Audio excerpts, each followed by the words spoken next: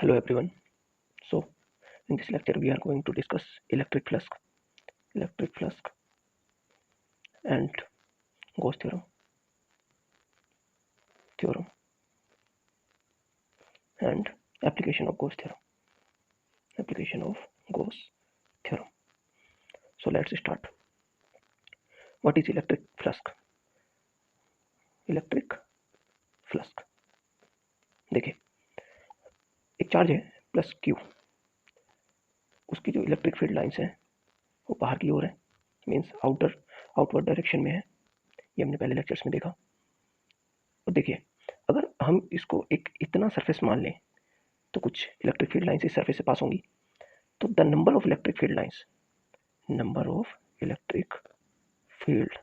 Lines passes this closed surface is known as electric flux। फिर से समझिए, इस सरफेस से कितनी number of electric field lines pass होंगी उसको हम कहते हैं इलेक्ट्रिक फ्लक्स। सो नेक्स्ट देखिए, अब गॉस थ्योरम है, देखिए टोटली इलेक्ट्रिक फ्लक्स पे बेस्ड है गॉस थ्योरम। देखिए गॉस थ्योरम में क्या कहता है कि the electric field linked to a surface, that means E dot ds, electric field linked to a surface EDS will be equal to कितना charge enclosed हुआ है उस सरफेस से divide by epsilon naught. Means एक मान लिया एक इस तरह की शेप मान लो, एक सिलेंड्रिकल शेप मान लो, इस साइड से इलेक्ट्रिक फ्लक्स एंटर होता है इस फेस से और इस फेस से एग्जिट होता है, ठीक है। अब कितना फ्लक्स एंटर हुआ है वो किस बात पर डिपेंड करेगा कि कितना चार्ज एनक्लोज्ड हुआ है divide by epsilon naught. Means phi electric flux is equal to Q enclosed upon epsilon naught. अब अगर ये क्लोज्ड सरफेस है तो यहाँ इंटीग्रल को क्लोज्ड दिखा देते हैं। तो गॉस थ्योरम सिंपल है कि इलेक्ट्रिक फ्लक्स कितना है वो charge enclosed upon epsilon not के बराबर होगा, और इलेक्ट्रिक फ्लक्स क्या होता है फील्ड इनटू कितना सरफेस एरिया है, ठीक है। अब हम मूव करते हैं गॉस थ्योरम की एप्लीकेशंस के ऊपर, ठीक है। तो गॉस थ्योरम की मेनली 3 एप्लीकेशंस हैं और वो तीनों हम देखने वाले हैं। तो विदाउट डिले शुरू करते हैं। Field due to an infinite long thin straight charge wire, means कोई बहुत टिपिकल सा होगी लैंग्वेज, आप ऐसे समझिए कोई एक चार्ज वायर है, इस शेप का वायर है, वो मान लिया प्लस चार्ज उसके ऊपर है, मींस चार्ज वायर है। तो उस चार्ज वायर की वजह से फील्ड क्या होने वाला है, ये मान लिया इनफाइनाइट चार्ज वायर है, मींस इनफाइनाइट इसकी लेंथ है। अब देखिए इन प्रॉब्लम्स के लिए हम क्या करते हैं, एक गॉसियन सरफेस मानते हैं। मींस आपकी जो स्ट्रक्चर है, जैसे अपने केस में चार्ज वायर है, तो उस वायर को हम एक इमेजिनरी सरफेस मानेंगे जिसके अंदर वो वायर एग्जिस्ट करना चाहिए, तभी तो आप चार्ज एनक्लोज्ड बता पाओगे क्यू एनक्लोज्ड की वैल्यू। तो उसके लिए हम क्या करते हैं, उसके लिए चार्ज वायर को एक क्लोज्ड सरफेस के अंदर, एक गॉसियन सरफेस जिसको कहते हैं, उसके अंदर एनक्लोज्ड कर देते हैं। अब इसको ऐसे समझिए कि चार्ज वायर है,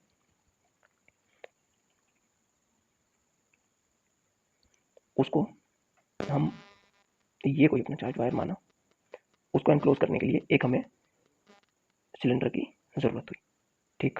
ये एक सिलेंडर हमारा गॉसियन सरफेस हो गया जो कि चार्ज वायर इसके विद इन आ गया। तो आपको निकालना है फील्ड, तो फील्ड के लिए क्या करेंगे, आपको पता है phi E is equal to Q enclosed कितना अंदर आया है N upon epsilon nought.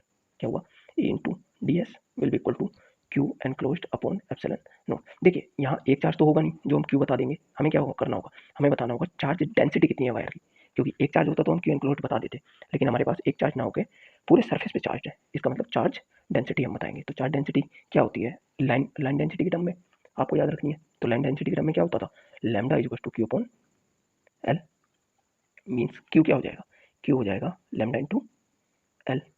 Clear. अब देखिए क्यू एनक्लोज्ड आ गया आपके पास lambda into L charge density की टर्म में।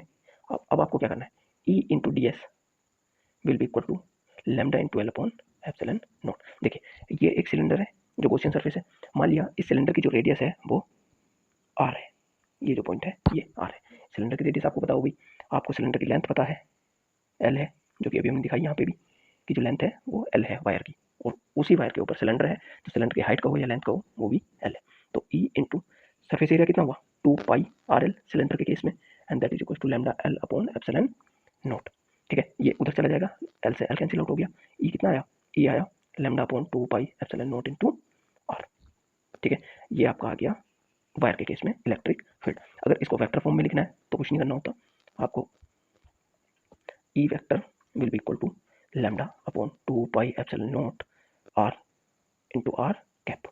ठीक है, इतना आना होता है। आपकी चार्ज सीट की वजह से फील्ड कितना होने वाला है, एक इनफाइनाइट चार्ज सीट है उसकी वजह से फील्ड कितना होने वाला है। तो मान लिया एक सीट है, उसके ऊपर चार्ज डिस्ट्रीब्यूट है, मान लिया प्लस चार्ज डिस्ट्रीब्यूट है, ठीक है, और ये चार्ज डिस्ट्रीब्यूशन हुआ।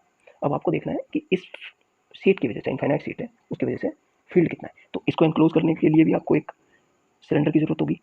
ठीक है, ये आपको पता होना चाहिए कि आप अगर इसको भी एनक्लोज करने चाहो तो एक सिलेंडर आपको चाहिए। ये आपका मान लिया सिलेंडर है जो कि इसके पास थ्रू हो रहा है यहाँ से। क्लियर। अब देखिए, जब ये इलेक्ट्रिक फील्ड वेक्टर लाइन आएंगी तो ये आउटवर्ड इस डायरेक्शन में भी आएंगी एंड इस डायरेक्शन में भी आएंगी, ई वेक्टर। और जो एरिया वेक्टर है वो परपेंडिकुलर होता है किसके, जो एरिया वेक्टर है वो परपेंडिकुलर होता है आपके सरफेस के। तो इधर ही एरिया वेक्टर हुआ, इसके परपेंडिकुलर ये एरिया वेक्टर हुआ। तो अब देखिए दो केस है, एक ये एक दो, ये दोनों केस सेम है और ये केस सेम है।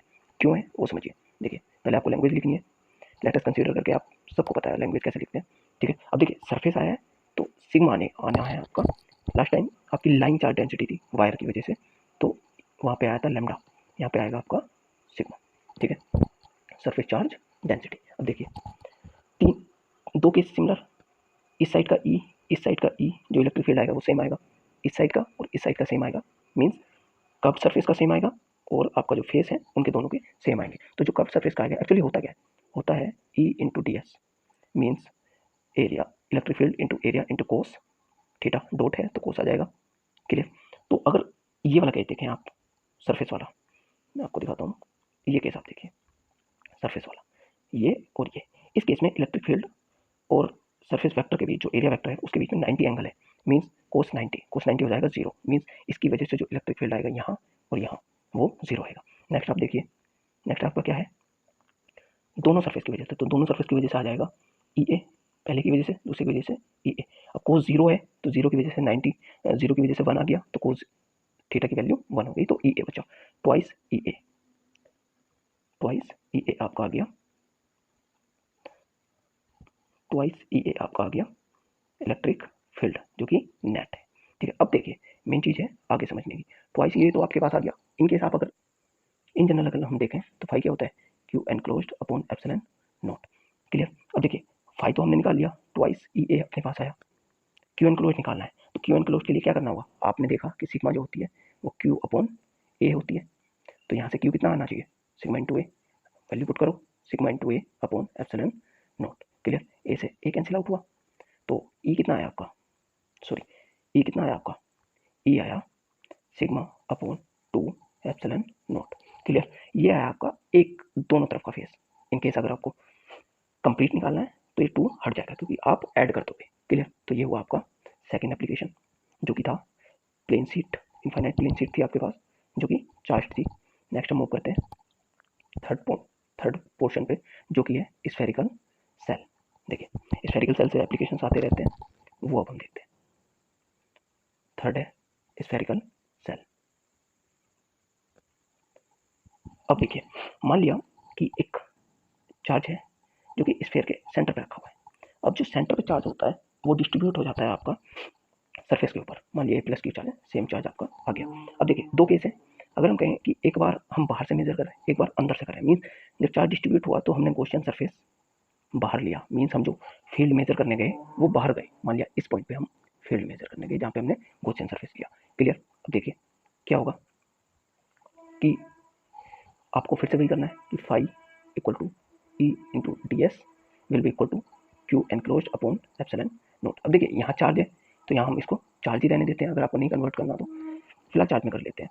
देखिए कितना हुआ, इलेक्ट्रिक फील्ड तो सेम रहेगा इंटू डी एस, मीन्स जो सरफेस माना है, तो जो मैंने मान लिया जो सरफेस लिया है उसकी जो रेडियस है वो स्मॉल आर है और जो हमारा एक्चुअल में स्फीयर था उसकी जो रेडियस है वो कैपिटल आर है। क्लियर, ये चीज़ हमने मान ली। अब देखिए वैल्यू पुट करते हैं तो E into 4 pi R square जो मैंने सरफेस माना है, गॉसियन जिसको हम कह रहे हैं, क्यू अपॉन एप्सिलॉन नॉट। इतनी बात क्लियर। तो ई आपके पास आ गया Q upon 4 pi epsilon not into R square, ये आ गया। लेकिन अभी ये थोड़ा सा कॉम्प्लेक्स है। क्यों है कॉम्प्लेक्स वो देखो, ये तो हुआ केवल चार्ज के रेस्पेक्ट में। अगर मैं कहूँ कि आपको देखना है चार्ज डेंसिटी, तो यहाँ पे भी सरफेस चार्ज डेंसिटी सिग्मा आएगी, दैट इज क्यू अपॉन ए। अब देखिए ये ए जो है वो सेम नहीं है इस वाले ए के। क्यों नहीं है वो समझो। देखिए जो चार्ज डेंसिटी है वो कितनी हो जाएगी, Q upon 4 pi capital R square.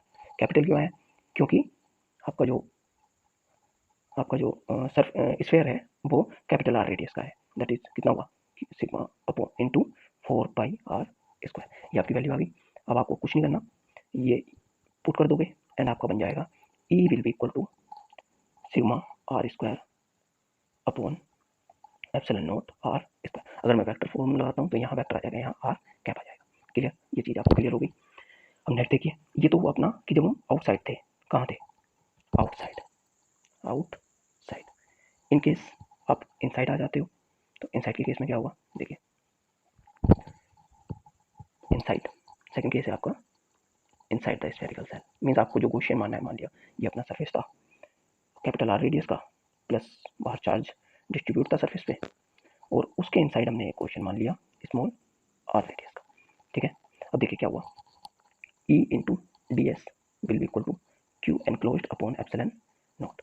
ई इंटू क्वेश्चन कितना माना है, E into 4 pi R square, 4 pi small R square will be equal to कितना, 0। मीन्स जो इलेक्ट्रिक फील्ड है वो 0 हो जाएगा। क्यों 0, क्योंकि इनसाइड कोई चार्ज है ही नहीं, सारा का सारा चार्ज जो है आपका सरफेस पे डिस्ट्रीब्यूट हो गया। तो आपके दो इंपॉर्टेंट पॉइंट निकल के आए। पहला कि जब आप आउटसाइड थे और जब आप सेल के इनसाइड थे।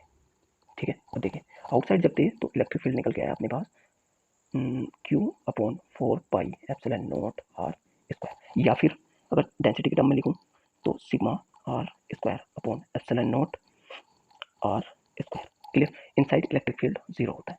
ठीक है, यहाँ से एक चीज़ और निकल के आती है कि आपसे पूछ सकता है कि इलेक्ट्रिक फील्ड और आर का प्लॉट बनाइए। तो मान लिया इस एक्सिस पे इलेक्ट्रिक फील्ड मैं लेता हूँ, वाई एक्सिस पे, एंड इधर आर लेते हैं। तो जब आउटसाइड थे तो आपका कुछ प्लॉट इस तरह से आएगा, और जब आप इनसाइड थे तो फील्ड ही 0 है तो कोई प्लॉट नहीं होगा। यहाँ पे अपनी तीनों एप्लीकेशन हो गई। आप फिर से देख लीजिए एक बार। देखिए पहली एप्लीकेशन में हमने देखा कि जब वायर था अपने पास तब फील्ड कितना आता है। क्लियर, सेकंड में हमने देखा कि जब आपका वही वायर ना रह के प्लेन सीट हो जाता है। तो पहली केस में ई जो आया वो आया lambda upon 2 pi epsilon not into R. कौन सा केस था, वायर का केस था। सेकंड आपका आया E will be equal to sigma upon 2 epsilon nought, sheet का केस था, इनफाइनाइट सीट। नेक्स्ट आपका जो आया वो आया शेल का case, that is E equal to Q upon 4 pi epsilon not into small R square, या फिर E equal to sigma capital R square upon epsilon not R square. और inside जब थे तो 0, means E inside 0, E outside ये। Clear, तो यहाँ अपना ये लेक्चर एंड होता है। Thank you.